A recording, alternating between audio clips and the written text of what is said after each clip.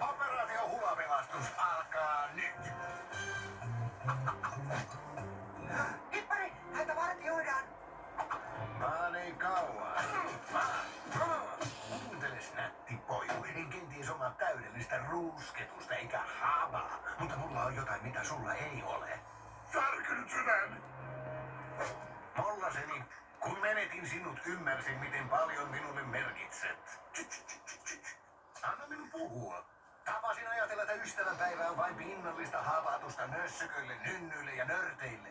Mutta nyt ymmärrän, että marketin, kukkapuketit ja halvat suklaalasiat eivät ole vain markkinavoimien viekasta salakähmäilyä, vaan myös jotain, mikä tuo iloa.